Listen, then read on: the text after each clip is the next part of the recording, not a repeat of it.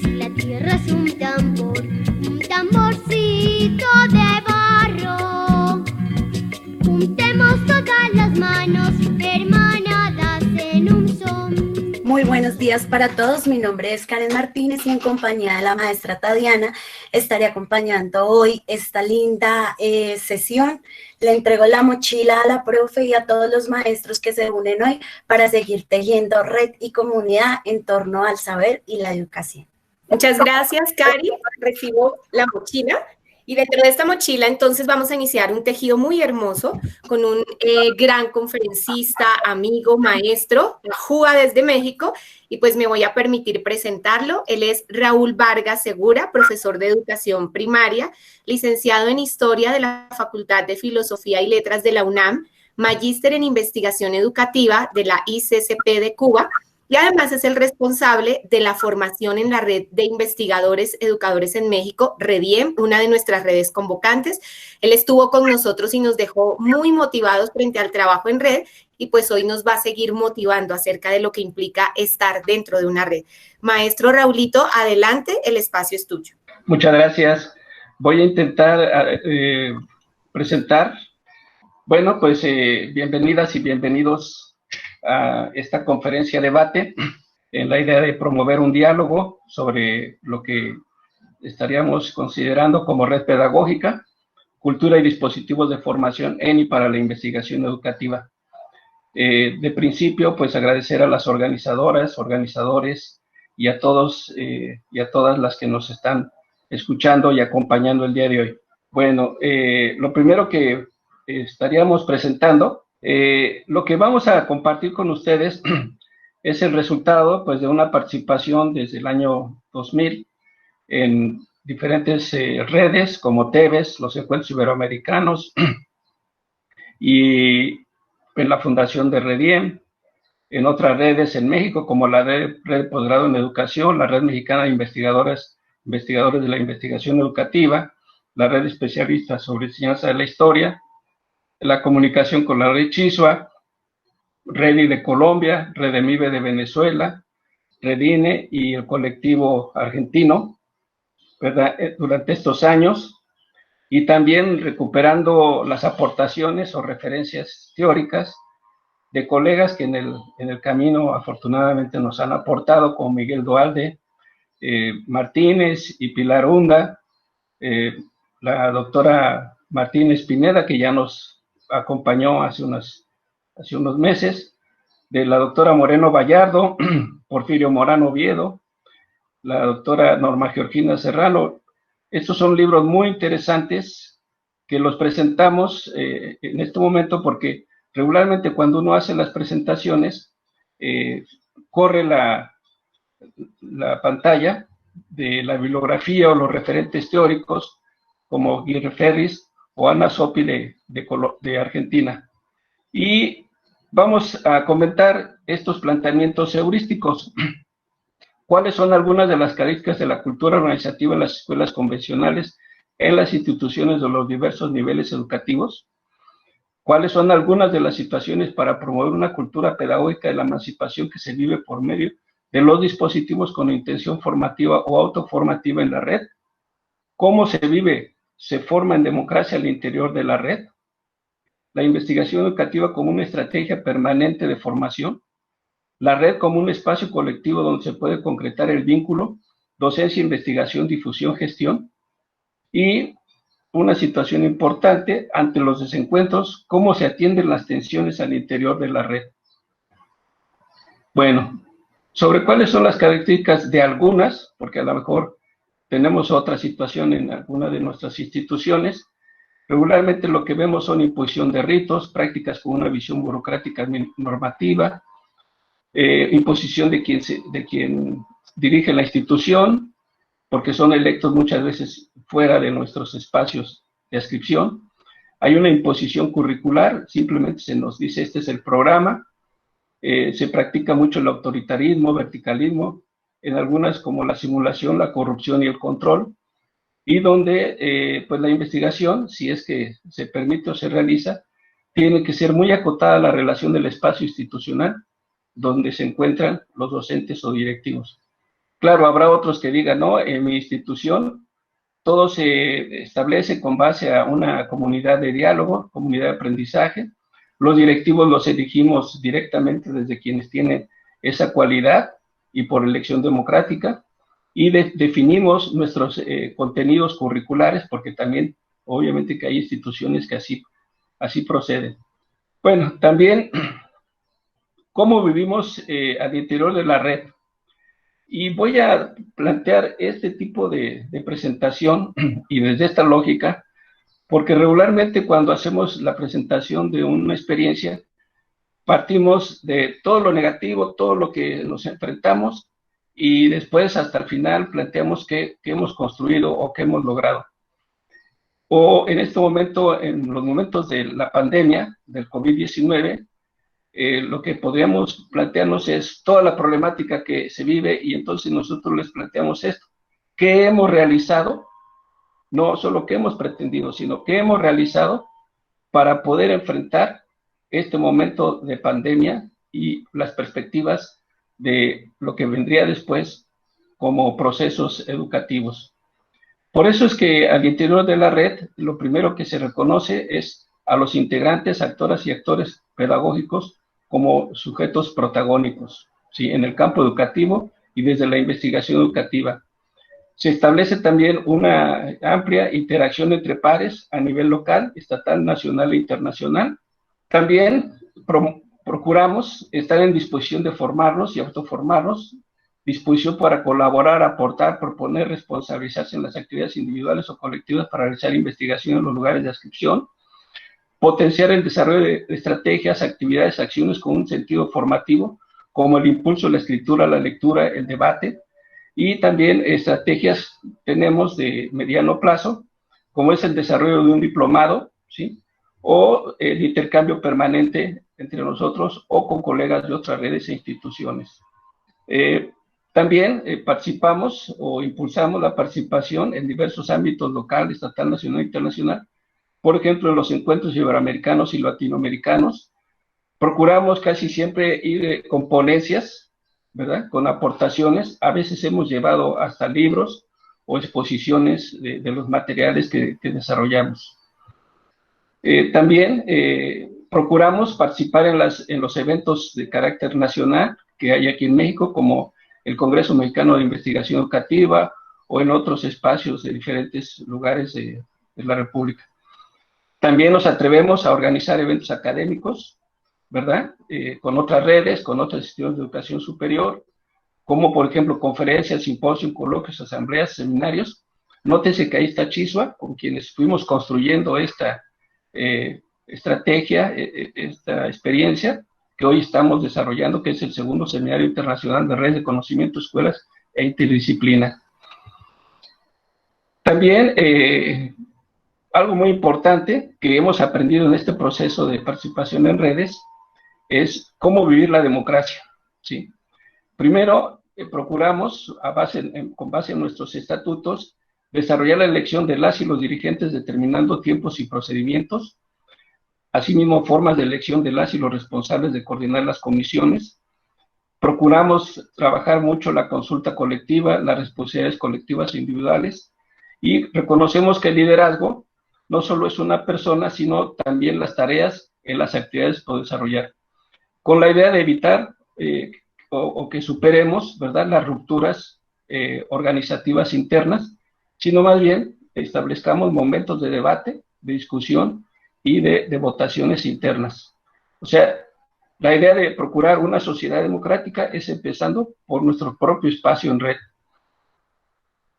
También una cuestión que es muy importante, que es la esencia de nuestra red, por lo menos en este momento, es impulsar la investigación como una estrategia de formación y autoformación, además de producir conocimiento educativo y social.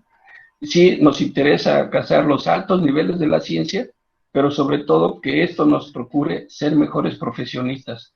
Así que la investigación para nosotros es un sustento que para tomar decisiones en el aula, en la escuela, en la construcción de política educativa o de presentar propuestas. Potenciar las habilidades de investigación educativa desplegando la estrategia de acompañamiento formativo, que implica no estar en la idea de capacitar. Aquí no perdemos el tiempo en capacitar, sino creamos condiciones para formarnos y autoformarnos. ¿En qué? En la investigación, en y para la investigación. ¿Por qué? Porque la doctora Guadalupe Moreno Vallardo, en uno de sus libros, muy interesante, nos explica que regularmente las instituciones nos forman en la investigación o sea, termina tu obtención de grado académico, tu tesis, y después pues ya dedícate a tus quehaceres profesionales cotidianos y desinterésate, porque algunos a veces llegan hasta el nivel de suicidio por no poder hacer la tesis, por no poder concluir sus investigaciones. Y Moreno Vallardo dice, también es posible la formación en investigación para la investigación, que eso es lo que estamos impulsando, el docente investigador, que la investigación sea, aparte de la didáctica, aparte del compromiso social, o conjuntando todo esto, una actividad cotidiana. De esa manera, entonces, podemos plantear que la red nos permite concretar el vínculo docencia, investigación, difusión, gestión. Como originalmente nos propuso el doctor Porfirio Moral, el vínculo docencia-investigación, pero en la red estamos intentando desplegar una ampliación de ese vínculo, planteando ahora el siguiente proceso: docencia, investigación, difusión, gestión. ¿Sí? ¿Por qué planteamos esta idea? La situación de que, bueno, es importante realizar la investigación, es importante desarrollar una práctica alternativa, pero también es necesario escribirla, también es necesario teorizarla, testimoniarla, y también fundamentar su difusión, el compartir, el abrir el debate, y esto requiere también situaciones o estrategias de gestión. Esto es, ensayar o promover situaciones, escenarios futuribles, alternativos, donde el magisterio puede encontrarse, o los estudiantes o los padres de familia, en un espacio para poder compartir sus experiencias y poder construir de manera colectiva propuestas educativas. Esto no quita que al interior, obviamente, tengamos desencuentros, debates, intercambio de ideas, evitar el que, si no piensas igual que yo, te erradico de aquí o eres mi enemigo, sino al contrario, abramos una discusión, sustentemos, escribamos, compartamos, y para eso regularmente pues hacemos reuniones. Es una de las cosas que ahora obviamente estamos lamentando, porque hemos tenido que suspender nuestras reuniones, tanto de cuerpo académico como de asambleas de la propia red, o actividades que requieren esta situación de presencia. Sin embargo, pensamos que es importante ya discutirlo. Aquí estamos ya desarrollando algunas actividades de reuniones virtuales, donde estamos ya trabajando algunas estrategias, algunas ideas. Mañana mismo tenemos reunión del comité directivo con la finalidad de concretar propuestas alternativas o recuperar las inquietudes de nuestros colegas. Bueno, pues sería hasta aquí la presentación. Me fui muy rápido por la cuestión del tiempo, para que en un momento dado podamos tener espacio para un diálogo. Muchas gracias. Así es, muchísimas gracias al profesor Raúl y a su intervención muy importante del trabajo en red y la investigación y procesos de formación maestros. Ahora vamos a ir con el profesor Edison Díaz. Él es doctor y magíster en educación de la Universidad Santo Tomás. Es especialista en pedagogía y docencia universitaria de la Universidad Gran Colombia. Es especialista en gestión educativa de la Universidad Libre de Colombia, licenciado en Ciencias Sociales de la Universidad Antonio Nariño, docente investigador de la SED Bogotá, miembro del Grupo de Investigación Gustavo Gutiérrez, OP, de la Universidad Santo Tomás. En este momento también les recordamos a las personas que nos acompañan el día de hoy, a todos los maestros que hacen parte de este conversatorio, los invitamos a que dejen sus preguntas, sus inquietudes en el chat para que luego podamos trabajar una ronda de preguntas. Y antes de darle paso al maestro Edison Díaz, quiero compartir con ustedes un pequeño fragmento de un escritor y poeta mexicano que todos conocemos, el grandioso Octavio Paz. Hombre, árbol de imágenes, palabras que son flores, que son frutos, que son actos. Maestro Edison, buenos días, bienvenido. Buenos días a todos, todas y todos, gracias. Bienvenidos a compartir un espacio de trabajo en el cual yo participo en una de las redes acá en nuestro país, pero que pues la idea es que sea una red también internacional. Entonces, me voy a permitir presentarles a ustedes brevemente lo que es una red, así como lo hizo mi antecesor, que se llama la red ELEGUA. Bueno, entonces, nuestra red nace en el año del 2007 y se llama la Fundación Red ELEGUA, abriendo caminos de tolerancia e interculturalidad. Mi nombre, como ya lo dijo la presentadora, es Edison Díaz Sánchez, y pues la idea es del día de hoy, así como hizo mi antecesor, es mostrar el trabajo en red que hacemos algunos maestros, investigadores y profesionales en el campo de la educación con el elemento que personalmente llamo y que es parte de mi fruto del doctorado en educación, que se llaman estudios escolares afrocolombianos. Entonces, quiero como mostrar eso. La red de Elegua pues debe su nombre a una deidad yoruba que se llama Elegua, y entonces por eso el nombre. Elegua es un oricha. Los orichas son dioses o deidades que fueron transformándose poco a poco desde África y que cuando llegan acá a América a través de la trata esclavista, pues se camuflan, es decir, hacen como una némesis en las deidades españolas. Entonces, ustedes de pronto se han escuchado canciones de, digamos, Richie Ray, Bobby Cruz, se han escuchado de pronto a Celina de Reutilio, o hay un grupo que se llama Orichas también de Cuba. Ustedes van a encontrar una serie, pues digamos, de nombres como Changó, como Elegua, entre otros, como Batala, entre otros, que son deidades yorubas y que tienen una especificidad. El Eguá como tal es el niño o el abridor de caminos, así se le conoce generalmente al Eguá. Él puede estar presentado como dos fases. La primera fase puede estar presentado directamente como un niño, y en algunas culturas afroamericanas ese Eguá se coloca en el mes de enero, no en diciembre, como si fuera el niño Dios.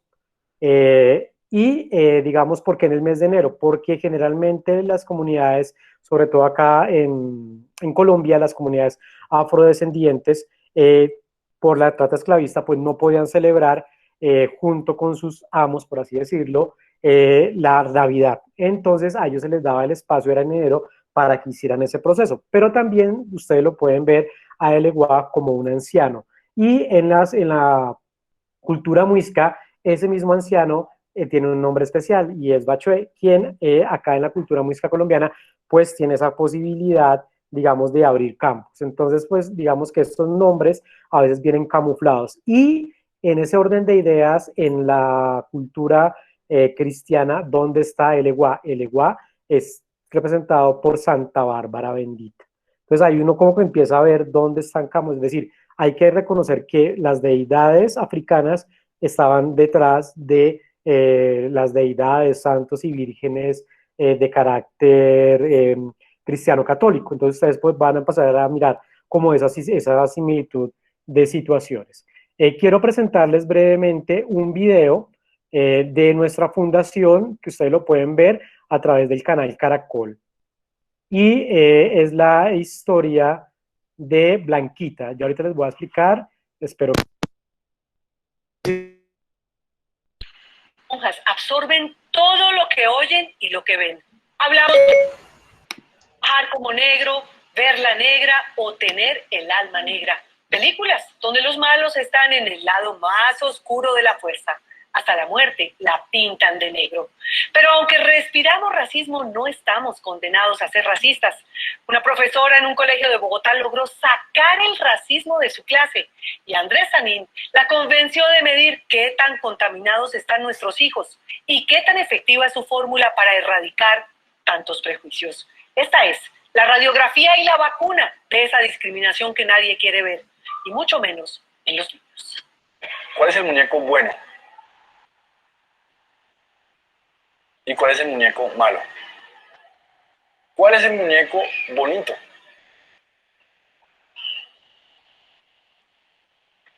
¿Cuál es el muñeco feo? ¿Por qué? Porque es que no me gusta el negro y el negro es muy feo. Verlo así, en blanco y negro, es perturbador. Pero este experimento, el Doll Test, prueba del muñeco, se ha hecho desde 1940. Niños de todo el mundo. Y las respuestas no varían mucho. ¿Cuál es el muñeco feo? ¿Y cuál es el muñeco bonito? ¿Por qué? Es que no me gusta el color de este, es como cafecito y me gusta más este porque es bien claritico. Hicimos la prueba en un colegio público de Bogotá, con 10 niños de entre 5 y 8 años, y los resultados no fueron muy alentadores. ¿Qué crees que va a hacer el muñeco negro cuando sea grande? Cuando sea grande, les va a pegar a los niños, ¿Por qué? porque es malo. ¿Y qué crees que va a hacer el muñeco blanco? Blanco va a ayudarle a los niños, ¿Va a ayudarle a los niños? ¿Por qué? porque es bueno. Y no es culpa del colegio, de sus papás, y menos de los niños. Ellos, no importa si son blancos, negros o mestizos, si son pobres o ricos, solo repiten con inocencia y espontaneidad lo que nadie quiere ver. ¿Cuál tiene casa? ¿Y cuál no tiene casa? ¿Cuál es más inteligente? ¿Y cuál es más tonto? ¿Cuál crees que va a ir a la universidad? ¿Y cuál no va a ir a la universidad? Esa discriminación aterradora que los adultos esconden en lo más profundo de su mente, pero que brota a flor de piel, en un país donde 8 de cada 10 afrocolombianos son pobres, donde 6 de cada 10 se sienten discriminados y donde solo ha existido un presidente negro en 200 años de historia. ¿Cuál muñeco crees que podría ser presidente de Colombia? ¿Por qué?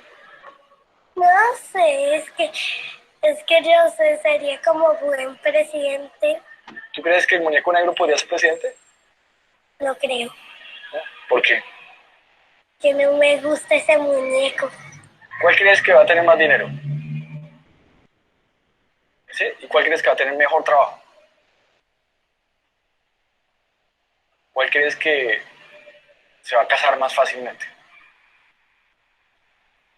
¿Cuál le va peor en el colegio? ¿Y a cuál le va mejor? El problema es que los estereotipos racistas no se quedan solo en un experimento, con sus fallas y limitaciones, sino que marcan el cuerpo y alma de niños afro, como María José Mendoza o Dylan Valentín Valois, dos estudiantes brillantes del mismo colegio donde realizamos el experimento, a los que el racismo les ha querido borrar hasta el nombre. Decían que yo era una popó porque yo soy una color, entonces me hacían eso. ¿Y tú qué les decías? Me sentía mal. A veces llegaba a mi casa y le decía a mis papás dijeron que no me hiciera caso porque yo soy igual a ellos. Cuando llegaste al colegio, ¿cómo te sentiste acá? Mal porque me hacían mucho bullying, me decían el chucurramo. Mi papá se dedica a ser un policía. Es un policía. ¿Y es un policía bueno o un policía malo? Un policía bueno. El papá de María José lo trasladó a la policía de Apartadó a Bogotá.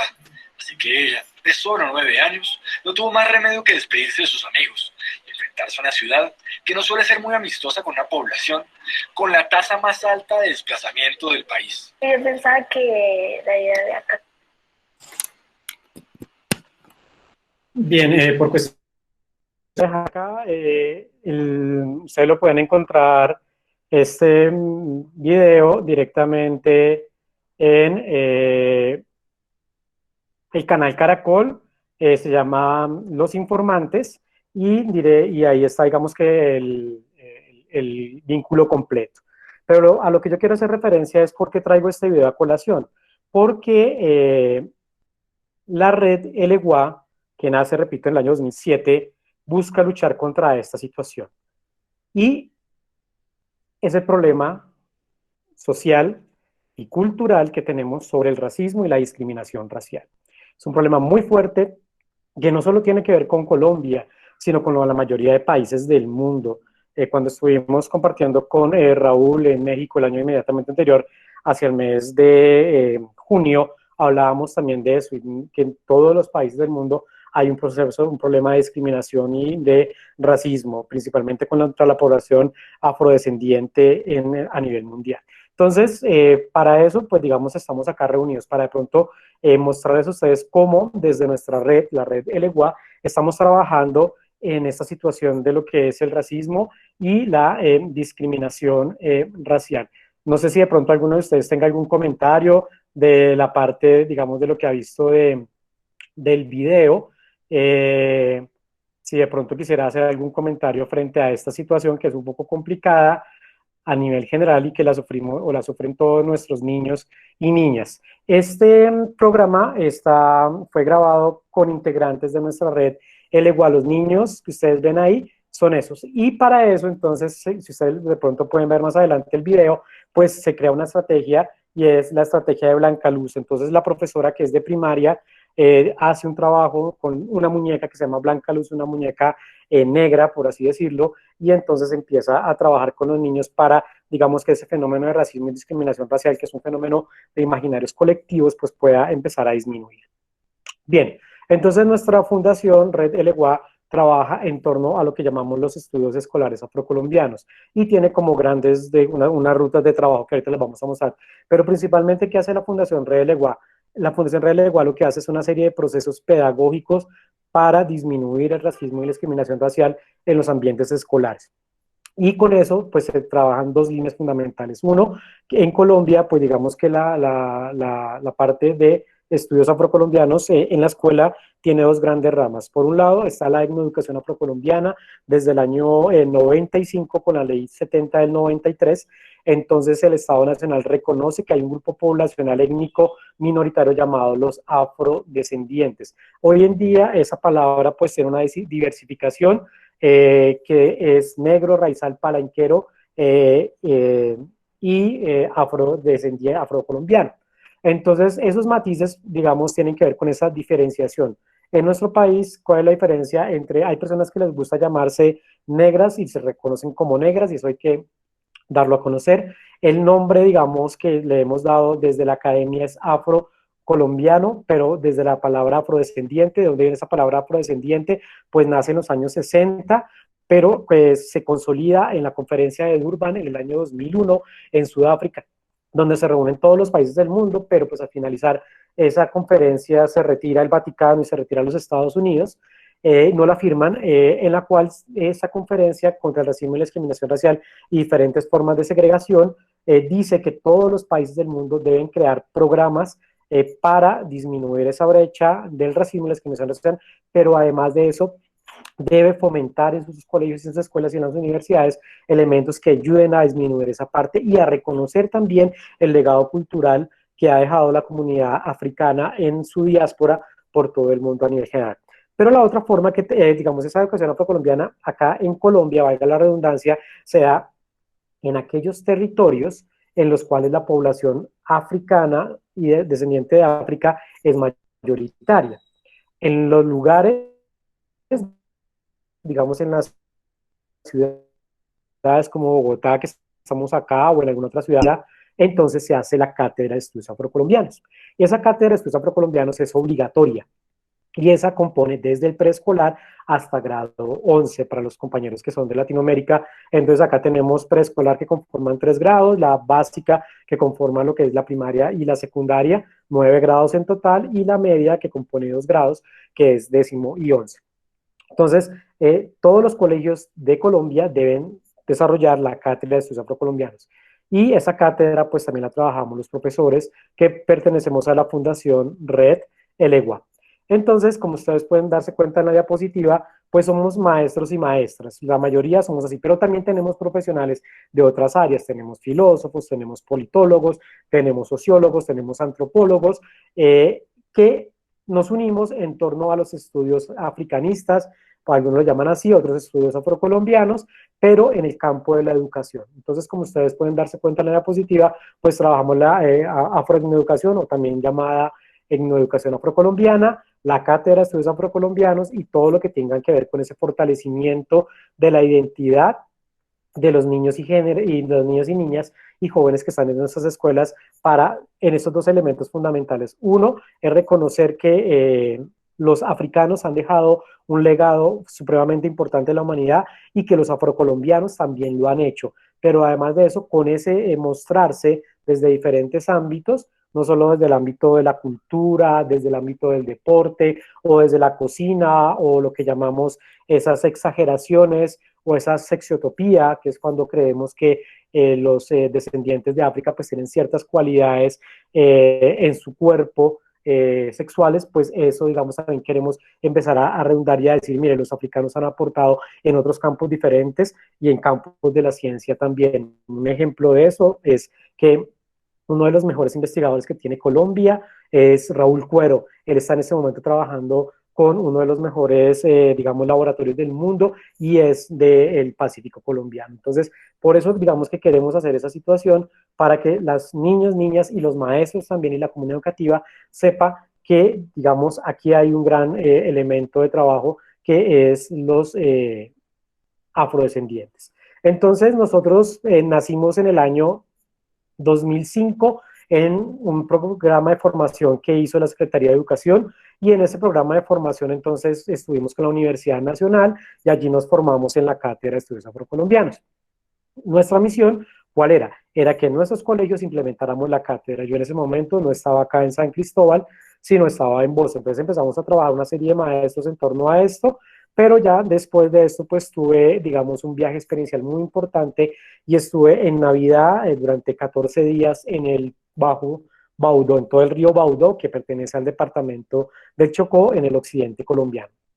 Eso cambió directamente mi visión del mundo y de las cosas y empecé a darme cuenta que definitivamente acá hay un gran potencial, no solo de trabajo pedagógico, sino investigativo. Y pues nuestra fundación nace en el 2007 con ese grupo de maestros que conformamos y que queremos desarrollar tanto procesos afroeducativos como la Cátedra de Estudios Afrocolombianos. Bien, en ese orden de ideas estamos acá reunidos para hablar un poco sobre cuáles son nuestros objetivos. Nuestros objetivos es desracializar la escuela, desracializar los centros educativos. ¿Por qué? Pues porque desafortunadamente, y eso lo han hecho la literatura y muchos grandes investigaciones han dado cuenta de eso. Desafortunadamente, Colombia y gran parte de los países del mundo son racistas, y racistas con la población afrodescendiente, con la población indígena, con la población, diré, ron o gitana, que también de eso pues hay que hacer. Entonces hay que mirar desde otra perspectiva también de género. Entonces somos una especie, digamos, de esa población diferente en su biotipo. Cuando hablamos de biotipo hablamos de las características físicas de las personas. Entonces queremos cambiar directamente esa situación y darnos cuenta que pues somos diversos, pero al mismo tiempo tenemos una riqueza, y esa riqueza está en nuestro ser y en nuestra parte cultural. También contribuir a la Cátedra de Estudios Afrocolombianos, la afroeducación y los estudios afrocolombianos en todo el país y en Latinoamérica. En este momento la red va a empezar un proceso de formación con el Centro de Estudios Afro-Latinoamericanos de la Universidad de Harvard para podernos seguir fomentando y así poder, digamos, tener un radio de acción mucho más grande y volver nuestra red de carácter internacional. También desarrollamos proyectos de investigación a nivel individual, a nivel colectivo, a nivel distrital. Hemos sacado algunas publicaciones en torno a esa situación de investigaciones que hemos hecho dentro de la red. También tenemos la posibilidad de que si algún colegio o alguna universidad o algún programa quiere de pronto introducir elementos de la cátedra o elementos etnoeducativos afrocolombianos en sus quehaceres, también lo podemos hacer, y estamos en toda la capacidad, pues, digamos, de poderles ayudar a ese proceso de estructurar currículos y estructurar PACE que disminuyan ese problema del racismo y la discriminación racial. También acompañamos en políticas públicas y acciones afirmativas para grupos afrodescendientes. Entonces, en ese orden de ideas, tenemos un compañero de la red que en ese momento está trabajando con la Secretaría de Educación y en asuntos étnicos. Entonces, también allí ayudamos a formar estas políticas públicas para Bogotá directamente. También pues ayudamos a dar visibilidad a la cultura afrodescendiente en diferentes escenarios. Acá tenemos en Colombia pues muchos, digamos, muchas fechas conmemorativas, pues la más importante es el 21 de mayo, que para Colombia es el Día de la Afrocolombianidad, pero también ahorita en agosto se celebra, en noviembre, en marzo tenemos diferentes fechas para conmemorar y ayudamos a esa conmemoración de eventos que ayuden a resaltar la cultura afrodescendiente y afro-latinoamericana en diferentes escenarios.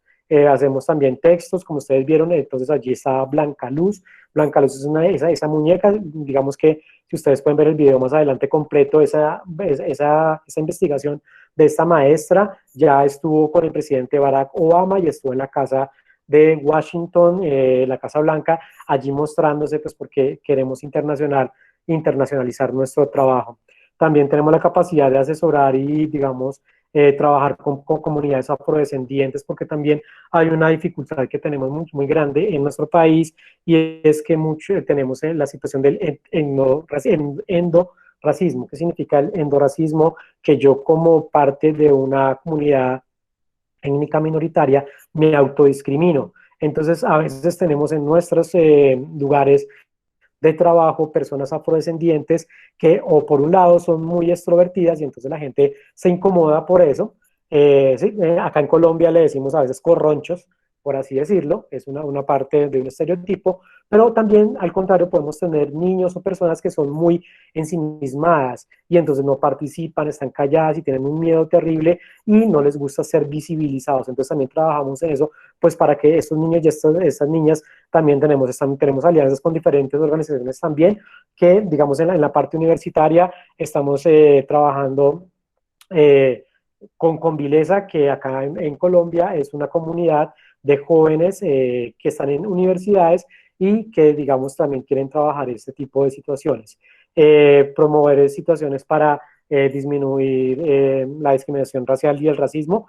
¿Cuál es la diferencia entre discriminación racial y racismo? El racismo es un imaginario colectivo en el cual se piensa que hay etnias superiores a las otras y que por ese ámbito esas etnias, entre comillas, superiores tienen el derecho de mandar, obligar y esclavizar a otras etnias que consideran inferiores. Ahora, la discriminación racial es la acción que se toma para hacer efectivo ese racismo. Me explico. Yo puedo ser racista, pero no discriminador racial. Al contrario, la cosa no funciona. Es decir, yo no puedo ser discriminador racial sin ser racista.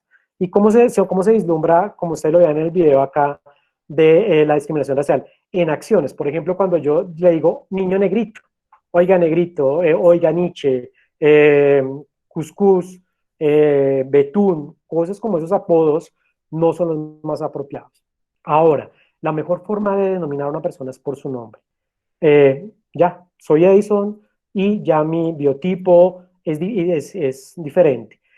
Para de pronto los compañeros que no tienen conocimiento, ¿qué llamamos estereotipia? Estereotipia es cuando yo juzgo a una persona o creo que esa persona tiene ciertas cualidades, capacidades, aptitudes y actitudes simplemente por su biotipo, es decir, por su forma como yo la veo y cómo se viste como tal. Entonces, por ejemplo, acá en Colombia a veces pensamos que si tú eres afrodescendiente, entonces sabes bailar, sabes cocinar muy bien, eres muy bueno en la parte sexual, eres un buen deportista, pero nunca a veces nos pensamos como intelectual. Entonces, eso es la estereotipia, juzgar a las personas por su carácter de biotipo.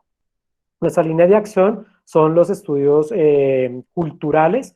Desde la perspectiva afrodescendiente, pues acá en Latinoamérica se ha formado una línea de trabajo muy importante que son los estudios culturales, principalmente acá en Colombia desde la Universidad Javeriana y pues liderado fundamentalmente por el profesor Eduardo Restrepo, que es uno de mis mentores.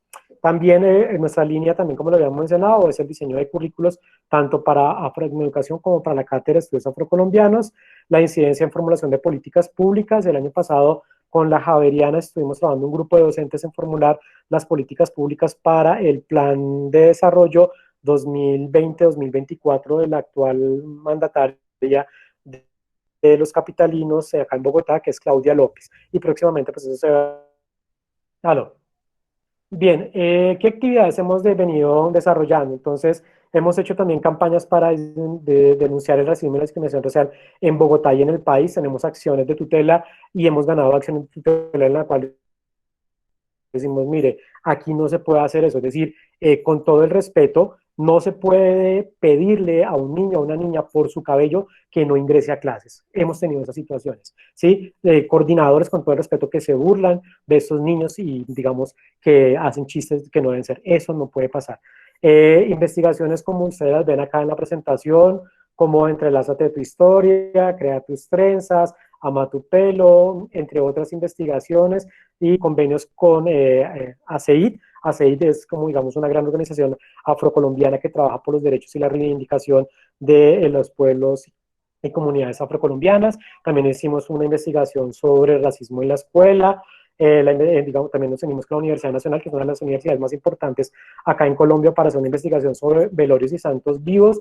Acá lo que quisimos fue como reivindicar esos procesos de la muerte en las comunidades afrodescendientes, que para ellos es sumamente fundamental y vital. Hemos hecho, digamos, algunas orientaciones para la cátedra acá en Bogotá y para la organización curricular por ciclos. Cada año hacemos un conversatorio que se llama Seminario África en la Escuela, generalmente lo hacemos a mediados de mayo, para, pues, digamos, conocer qué hemos venido avanzando en el campo de los estudios afrocolombianos, ya sea en cátedra o en afroeducación. Hacemos talleres convocados por la SED, pues, para diferentes personas que quieran de pronto conocer un poco acerca de este proceso, y establecemos alianzas con universidades, organizaciones de base, entre otras, pues, para trabajar este tema del racismo y la discriminación racial. Bien, y acá está, pues, digamos, la parte del correo electrónico, si a alguien de pronto le interesa.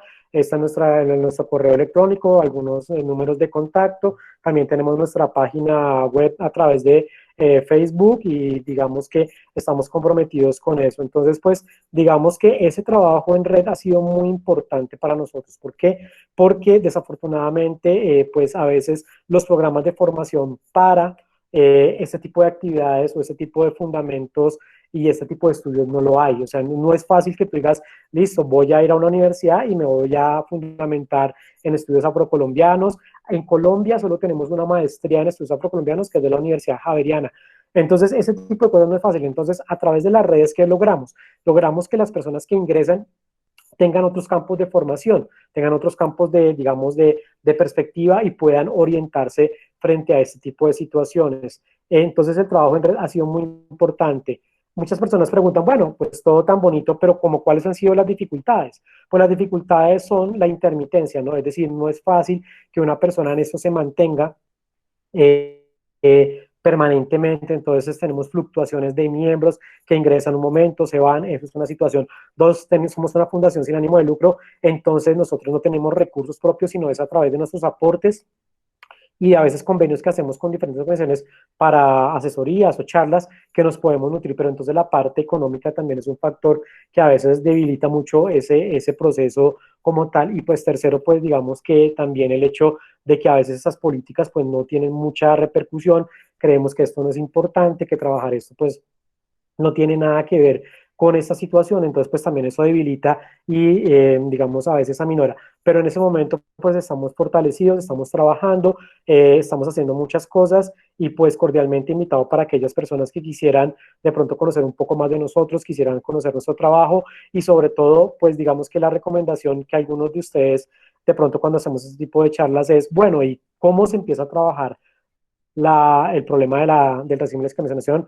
¿Cómo se empieza a trabajar la cátedra? Yo siempre les digo lo mismo. No hay que empezar directamente con el problema. La mejor forma de trabajar, y de pronto en las anteriores conferencias que me han antecedido, es el juego.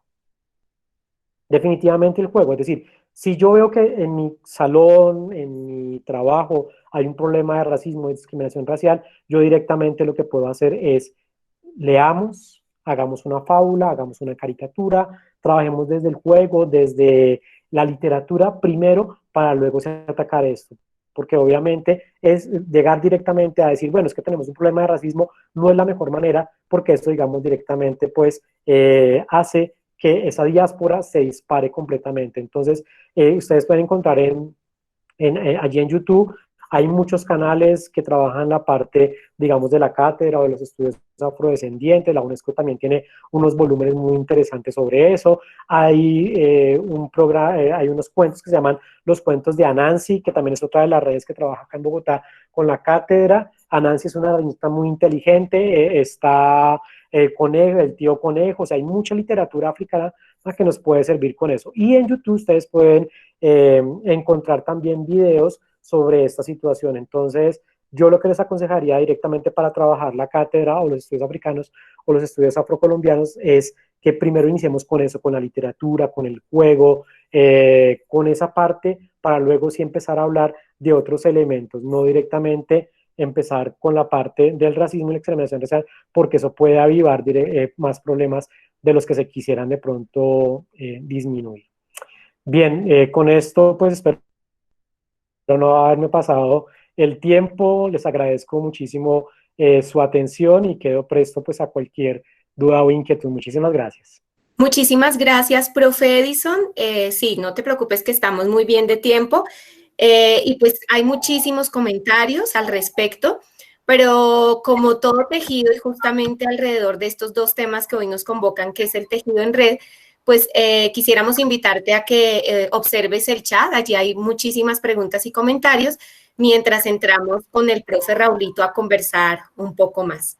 Y justamente hablando del primer tema del profe Raulito, me encontraba yo con dos detalles. Aquí está uno que es una manilla que por aquí me regalaron y un libro que es muy importante. En el libro encontraba justamente cómo se tejían varias de las personas que están acá.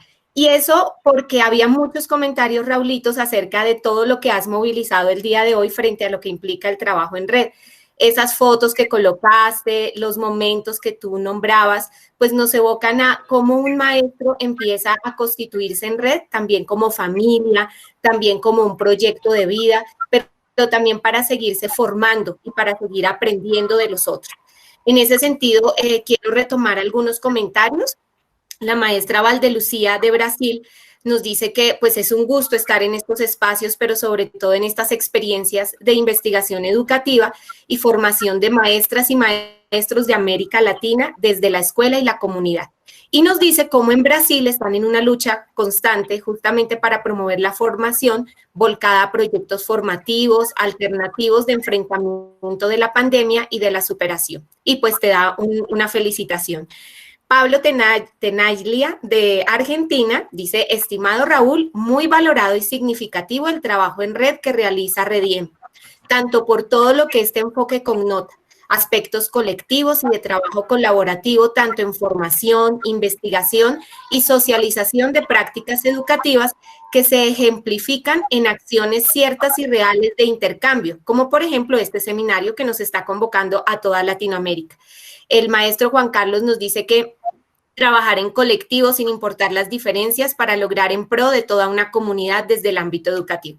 Entonces, como recogiendo todas estas ideas, hay algunas inquietudes acerca de cómo una red puede fortalecer los procesos de investigación, no solamente de los maestros en ejercicio, sino de los que están formándose para ser maestros. Aquí en este espacio hay muchos estudiantes que están haciendo parte del seminario y sería muy bueno que tú nos contaras cómo seguir agenciando ese proceso de investigación. El profe Gio te pregunta eso justamente. ¿Cuáles son los aspectos que consideras más importantes en la formación de maestros para el trabajo en investigación? Es decir, ¿a qué le debemos poner más atención para que los maestros involucren su práctica educativa en un trabajo investigativo? Entonces, querido Raulito, con todo este hilo, te invito a que tengamos un poquito. Adelante, Raulito. Muchas gracias. Pues agradecerles a ustedes nuevamente la posibilidad del diálogo, felicitar al compañero que también estuvo en esta presentación. Y bueno, para los que nos están escuchando o viendo, como verán, esto implica una situación que señala una obra muy interesante de Llorens, Didáctica de la Investigación, y plantea, en principio, es la curiosidad. Partir de esa idea de seguir creando la situación de conocer el mundo y conocernos en el mundo, porque si planteamos desde la investigación hipotética deductiva, lo primero que les podría plantear en una situación de capacitación es tener tu problema de investigación, tener tu proyecto de investigación. Y nosotros decimos sí, siempre y cuando estés en esa disposición de vivenciar la investigación como parte de tu proyecto de vida, tal como decía la maestra Lupita, y no solo como una imposición o para sacar una tesis o un grado académico, sino además de eso, establecer una posibilidad de constituirse también en colectivo, que es romper el individualismo en el que a veces también nos ubica, ¿no? De Gibbons, en un libro que señala el modo 1 de investigaciones, que el investigador crea, plantea el problema, etc. Y el modo 2 que plantea Gibbons es, bueno, parte de lo que es el proceso de situación problemática social, identifica qué pudiera ser pertinente y entonces trabaja en una situación de ser posible en un colectivo o con unos buenos asesores o asesoras, porque eso es importante. Es muy difícil que alguien sin asesoría, sin un espacio de diálogo, confianza o intercambio, genere investigaciones. Sí se logran, pero a través de mucho esfuerzo y la posibilidad de quemar etapas. Esa es esta situación que hoy hemos vivido en red. Si alguien llega a nuestra red o lo invitamos, simplemente con que tenga la actitud, la disposición, aunque no tenga proyecto, aunque no tenga problema, aunque nunca lo haya realizado, ni tenga experiencia, ni lecturas previas, nosotros decimos, bueno, pues aquí hay un espacio donde hemos pasado por todo eso y entonces empezamos a crear esta dinámica que le llamamos acompañamiento formativo, que tiene el principio la idea de la construcción epistemológica, sí, sistematizar con rigor, con sustento, pero también ir construyendo el sentido ético de la investigación, promover también la parte axiológica, ¿verdad? Los valores que implica el generar una serie de propuestas hacia la comunidad, y la parte teleológica, que es, bueno, este proyecto de investigación va a permitir el que pensemos en futuro, en construir escenarios, tanto dentro de nuestra escuela como fuera, y también nos plantea este espacio prospectivo, bueno, ¿qué queremos, hasta dónde deseamos llegar en 5 o 10 años? Y no solo quedarnos quejando, victimizándonos, y entonces las actividades que hoy estamos generando son, ya después de varias sesiones de diálogo, primero trabajar al interior de nuestros espacios de adscripción o donde estemos ubicados, para compartir con nuestros compañeros que en este momento, con el proceso que vivimos de la pandemia, pues están también, bueno, cuáles son las propuestas alternativas, con quién podemos dialogar para ir construyendo alguna perspectiva. Y otra cuestión muy interesante es empezar a asistir a eventos.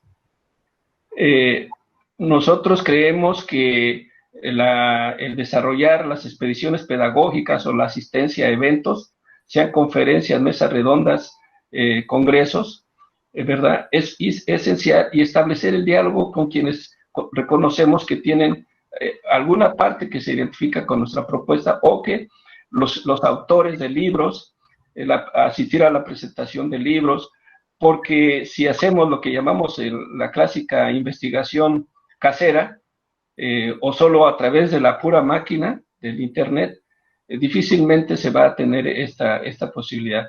Sí se logra, nadie dice que no, pero también es muy interesante establecer el diálogo con colegas como lo estamos haciendo en este momento, de Argentina. Saludos a la gente de Córdoba, ¿verdad? A la gente de las diferentes regiones de Colombia, invitar a nuestros compañeros de trabajo, conocidos como ahora, observo que hoy están muchas personas, muchos compañeros, que por primera vez nos están visualizando, porque esa es la idea, difundamos no solo las problemáticas, no solo lo que está generando como conflicto en la sociedad, sino también propuestas alternativas, situaciones de la bondad de la investigación.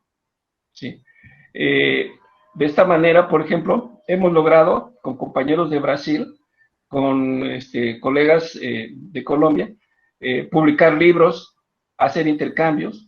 En este momento nos estamos preparando para que, en cuanto concretemos la publicación que estamos elaborando, desarrollemos una fuerte campaña de difusión, sea por librerías o por espacios que promovamos, de lo que es esta experiencia con ustedes, o también promover el seminario de formación en investigación educativa, porque esa es una cuestión también importante.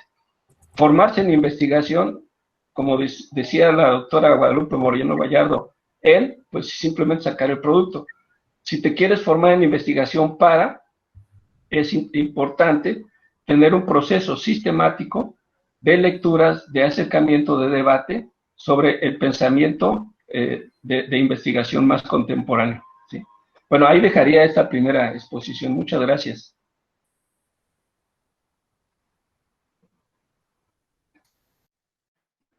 Bueno. Gracias, Raulito. Sí, no, estamos aquí tejiendo. Muchas gracias. Cari, adelante. Muchísimas gracias al profe Raúl. Antes de continuar con el profe Edison, entonces quiero también aprovechar y leer algunos de los comentarios que le hacen en el chat. El maestro Juan Carlos Piñero Suárez dice, un trabajo comprometido que se mantiene en los años por parte del doctor Edison con compromiso, dedicación, esfuerzo y disciplina. Realmente mi respeto y admiración. El maestro Luis Miguel Garzón escribe, en México y en particular en el medio rural, hay también discriminaciones en los grupos blancos hacia los morenitos, hacia los indígenas y hacia los de apariencia pobre. ¿Qué acciones podemos hacer para disminuir esas actitudes a distancia en este tiempo en que por la pandemia no estamos en contacto directo con los grupos escolares? También escribe el maestro Santiago Moreno. Es muy ilustrativo el video sobre cómo el racismo se introyecta dentro desde en edades tan tempranas y sobre la importancia de llevar a cabo contraprácticas en nuestra trinchera, el territorio de nuestras escuelas y las aulas, lo cual no es suficiente y la lucha por la equidad de culturas es necesario llevarla a todos los ámbitos de la sociedad. Excelente esfuerzo, maestro Edison. Finalmente, la maestra Florelisa Ropero nos dice, profesor Edison, qué buena labor la que está desarrollando. Es importante dejar en nuestros estudiantes sembradas las semillas de respeto a la diversidad, a las diferencias de opinión, creencias y demás. La idea es aprender de todos y me parece clave que tengas como protagonista al juego. Es el mejor aliado de nuestro quehacer. Y para empezar como esta ronda de preguntas, me gustaría que tuviéramos en cuenta esta primera pregunta. ¿En qué medida el trabajo para evitar el racismo y la discriminación se conecta con los esfuerzos por erradicar las violencias de género, social, de clase, ambiental, religiosa, de migrantes, etcétera? Adelante, maestro Edison. Bien, muchísimas gracias a todos por estar acá, su permanencia. El tema del racismo es un tema viejo, o sea, es antiguo, o sea, si ustedes se van a la Biblia, desde Moisés en adelante ya tenemos el racismo. Ahora, formalmente, ¿cuándo nace el racismo? El racismo nace con la trata esclavista. Y entonces es allí donde se empieza a configurar esa noción que a veces tenemos esa dificultad, muchos de nosotros, y es decir, razas. No, el mundo solo tiene una raza, y esa raza es la raza humana. Nuestros fenotipos se llaman etnias. Entonces, la forma adecuada de acá de hablar es que tenemos grupos étnicos, ¿sí? Y teniendo en cuenta eso y lo que estaba diciendo nuestro compañero Raúl, en primer orden para llegar a esto de ir disminuyendo los índices de racismo y discriminación racial, como todo pasa en el mundo, es primero reconocer que tenemos esa coyuntura, pero esa coyuntura también tiene otras formas conexas, como de pronto está haciendo la pregunta acá. O sea, hay xenofobia, ¿cierto? Es decir, ustedes lo ven en el mundo, principalmente en Europa, simplemente porque tú eres latino, automáticamente ya te empiezan a discriminar. Tenemos la parte del género como tal, entonces recordemos que ahorita hace algunos días estuvimos celebrando en todo el mundo el Día de la Comunidad LGTBI+, y entonces hay una serie de eso, tenemos una cantidad de situaciones. Entonces, acá lo que primero que tenemos que hacer es reconocer esa situación. Número dos, que existan políticas públicas para trabajar esto de la mejor manera, ¿cierto?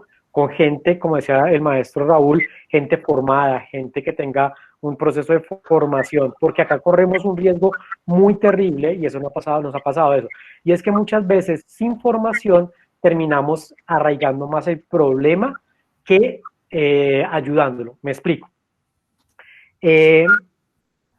Acá en Colombia se supone que todos los colegios que tienen preescolar hasta 11 deben, digamos, el 21 de mayo hacer la conmemoración del Día de la Afrocolombianidad. Cuando no hay formación frente a esto, ¿qué puede pasar? Que entonces le dicen, listo, profesor Edison, usted por favor, como es del área de sociales, entonces organíceme la izada de bandera del Día de la Afrocolombianidad. Entonces uno dice, bueno, ¿y qué hago? Listo, saquemos a 3 niños afrodescendientes o negritos y que me bailen un currulao, un mapalé o una cumbia. Y hacemos eso. Entonces, cuando eso pasa, entonces ahí hacemos o terminamos arraigando la parte de la estereotipa. Entonces decimos, claro, miren, los negritos solo sirven para bailar. Entonces hay que tener mucho cuidado con ese tipo de situaciones, y por eso soy muy de acuerdo con el compañero Raúl, que la formación es muy importante. Desafortunadamente, repito, en los escenarios latinoamericanos, esa formación es muy limitada en el campo de los estudios afrodescendientes, africanos, o como quiera de pronto denominarse. Entonces hay que tener mucho cuidado con eso, la formación es muy importante, pero esos estudios africanos también van arraigados en nuestro país con otros ámbitos. Por ejemplo, ¿qué es lo peor que le puede pasar a un ser humano en Colombia? 1, que sea afrodescendiente. 2, que sea mujer. 3, que además de eso pertenezca a la comunidad LGTBIA. Y 4, que tenga alguna discapacidad física. O sea, voy a decir una palabra, estaría de muerte esa persona. O sea, tendría 4 tipos de discriminación. Primero, por su grupo étnico. Segundo, por su género. Tercero, por, digamos, la parte de condición sexual. Y 4, por tener una limitación física. Y eso lo tenemos en nuestro país. Entonces, desafortunadamente, hay que trabajar desde muchos ámbitos toda esta situación en la cual podamos ir organizándonos para que la escuela pueda permitir que esos diálogos se hagan. Pero repito, la primera forma de llevar esto a cabo no es directamente decir, es que acá estamos discriminando al niño homosexual, ¿no? El juego, los cuentos, la lúdica, es la primera manera con que yo les escribí a ustedes ahí, en YouTube hay una serie de apreciaciones de cuentos que se llaman Kirikou, está también por el canal francés, a veces en muchos canales lo pasan. Kirikou es muy famoso porque es un niño que era muy pequeñito, pero era muy inteligente, entonces eso también nos va a enseñar. Entonces hay muchas maneras, pero repito, para mí la principal forma de llegar a trabajar cualquier tema que tenga que ver con discriminación es el juego, es el cuento, es la literatura, porque eso me introduce a mí y hago que los niños no lleguen directamente a problemas, sino que yo los voy guiando para que eso se dé de la mejor manera. Gracias. Gracias, profe Edison. Este es un tema que nos insta a pensarnos en el otro desde la diversidad y el valor de lo que somos como cultura. En ese orden de ideas es propio decir que esos discursos racistas provienen principalmente de esa herencia cultural o ese lenguaje a la ligera que los maestros o los adultos implantan en los niños, porque personalmente como maestra o en nuestra experiencia a los que estamos directamente en la escuela, no vemos marcadas esas diferencias. Yo trabajo en un colegio público y no las veo así marcadas en la primera infancia, y siento que son discursos que se aprenden desde la visión del maestro que acompaña, o incluso los familiares que acompañan el entorno de ese niño. No sé usted qué nos podría decir, maestro. Completamente de acuerdo. Y es que nadie nace siendo racista, eso es completamente cierto. O sea, nadie nace siendo racista ni discriminador.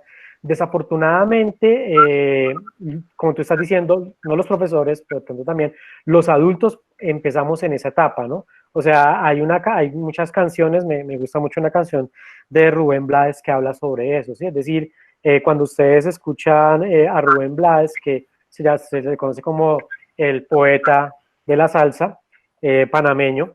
Entonces ahí uno empieza a darse cuenta en muchas de las canciones de él que desafortunadamente se le enseña al niño a tener ese tipo de discriminaciones, a no juntarse con el niño diferente como tal. Y desafortunadamente a veces los maestros también pecamos por omisión y dejamos que ese tipo de situaciones que a veces se nos presentan en el aula o en la casa pues pasen desapercibidas, ¿cierto? Entonces yo de pronto a veces oiga, chocolatico, nadie dice nada, ¿sí?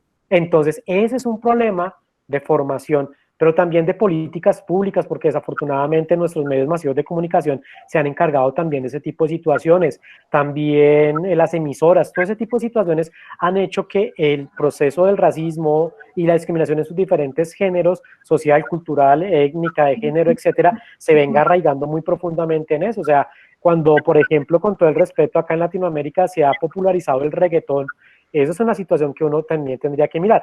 Pero ojo con esto, yo también soy partidario de que los docentes no podemos satanizar ni los programas de televisión ni la música, sino eso empezar a ser un instrumento de trabajo para desarrollarlo en las clases. Me explico. Listo. Muy probablemente a muchos de nosotros nos incomodan las letras del reggaetón, ¿cierto? Pero los niños bailan reggaetón. O sea, yo no concibo una fiesta de niños o de adolescentes o de jóvenes sin reggaetón, o por lo menos en Colombia o en Latinoamérica. Eso está claro. Pero entonces, ¿cuál sería el trabajo pedagógico? ¿Cuáles son las raíces del reggaetón? Raíces afro. Y ahí está el caso. Entonces, vámonos a las raíces del reggaetón. Entonces, cuando ya los chicos empiezan a verse y a darse cuenta que muchos, o sea, por ejemplo, en Latinoamérica, si tú vas a una fiesta latinoamericana, la mayoría digamos, de veces, sobre todo acá en Colombia y en el Caribe y en algunos países de Sudamérica, el 90% de los ritmos que nosotros bailamos o disfrutamos son ritmos afroantillanos o afrolatinos, ¿sí? Entonces ahí uno se puede decir, listo, entonces, ¿cuáles son las bases del reggaetón? Las bases del reggaetón están en ritmos africanos. Vamos a consultar eso. Entonces ahí hay una gran diferencia como tal en el que uno puede utilizar esos elementos de los medios masivos de comunicación para poder trabajar pedagógicamente y no simplemente satanizar. O sea, yo sí soy un convencido de que nosotros tenemos que ver televisión, tenemos que escuchar emisoras de todo tipo para saber en qué onda andan nuestros estudiantes y con eso también empezar desde eso a trabajar. Porque si uno no lo hace, uno queda perdido del panorama de los estudiantes, no tiene esa conexión con nuestros estudiantes o con nuestros jóvenes y a partir de eso entonces empieza la brecha generacional que a veces nos dicen que quedamos anclados en un momento determinado. Pero yo sí estoy convencido de eso. Gracias. Profesor Edison, usted mencionaba otra cosa que también teníamos en discusión aquí interna y es el hecho de que a veces utilizamos ciertas palabras no con el ánimo de ofender, sino porque las hemos naturalizado y lo hacemos como un acto de cariño. Por ejemplo, el utilizar palabras como mi negrito en el asunto de la familia por ser mucho más próximo con un niño o incluso con un adulto. Debemos cerrarnos a estas palabras, eliminarlas de esos discursos de cariño o simplemente naturalizarlas y cambiarles esa potencia racista con la que originalmente se mencionaban. Bien, como lo mencionaba anteriormente, la mejor manera o el mejor dispositivo, por así decirlo, de llamar a una persona es por su nombre.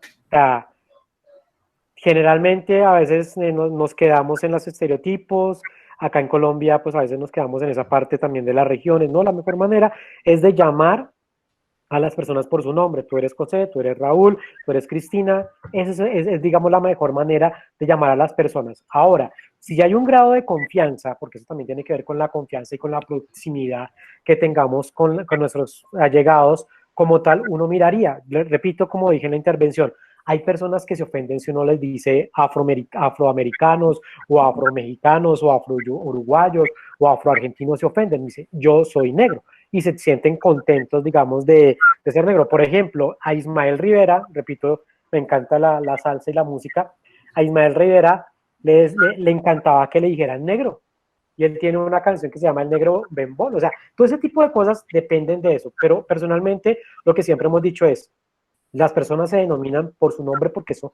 hay una identificación, ya dependiendo el grado digamos, de familiaridad, de la persona le gustará que le digan negro o eso, pero toca tener mucho cuidado con eso. Generalmente nosotros hemos dicho no a la palabra negro porque desafortunadamente, repito, desde la trata esclavista, lo negro siempre se ha visto como lo malo, como lo negativo, ¿sí? Entonces uno dice, qué suerte negra tan berraca que tengo en la vida, ¿sí? Ese tipo de cosas hay que tratar de eliminarlas del lenguaje, porque el lenguaje tiene, como en algunas presentaciones de seminarios anteriores, el lenguaje tiene un potencial muy potente. Entonces simplemente tratar de ir quitando eso y llamar las cosas de forma natural, pero tratar de ir quitando de nuestro lenguaje ese tipo de formas de expresiones también es muy potente, porque además de eso los niños repiten lo que los adultos hacemos, y principalmente, como te estás diciendo, en la etapa del preescolar, que es una etapa fundamental para que los niños puedan conversar de una mejor manera entre todos ellos. Muchísimas gracias, profesor Edison. Le damos la palabra ahora al profesor Raúl para que nos acompañe con una última intervención. Creo que ha sido un gran aprendizaje del día de hoy. Y en cuanto a la intervención del profesor Raúl, quiero decir que después de esto es como más tener la idea de que los procesos formativos de maestros deberían encaminarnos más desde la academia a promover la investigación y el trabajo en red, porque aún se maneja mucho el sector de las áreas para la formación del maestro y que viene después de que uno inicia su proceso escolar. Adelante, maestro. Muchas gracias, maestra. Bueno, en principio, invitar a todas y todos pues a visitar las páginas web que tanto el maestro Edison nos comenta, como la página de Rediem, que es rediem.com, o escribir a los correos que se están aportando, ¿verdad? En nuestro caso, redieminvestigaciones@gmail. Y también, pues, invitar a difundir esta página que está quedando de todas estas conferencias, porque en estos momentos, pues muchas veces lo hacemos de manera, pues muy continua por el asunto de los tiempos, pero sí invitar a quienes los observan y también que inviten, que difundan estas propuestas alternativas, porque también les decimos a los colegas en red, nosotros ya no necesitamos buscar más alternativas. Nosotros somos una alternativa y hay que desarrollarla, ¿sí? Y invitar, convocar, compartir, para que también los colegas, en un momento dado, puedan abrir sus otras redes, puedan abrir sus comunidades de aprendizaje, se abran más allá del salón de clase y que enriquezcan el salón de clase con todas esas viñetas que pueden permitir esta situación en red. En verdad que les agradeceríamos mucho que visitaran las páginas, que escribieran a los correos, por ejemplo, para intercambiar bibliografía, intercambiar materiales y difundirlo entre sus colegas. Y muchas gracias a ustedes por darle continuidad a todo este proceso. Buen día. Muchas gracias, maestro. Por favor, la maestra Maritza Viana nos dice que si es posible que puedan, la Emilia Mena, que si pueden compartirlos, podemos compartir los links en el chat directo a las páginas para que ellos puedan hacer el rastreo directamente de sus ordenadores personales.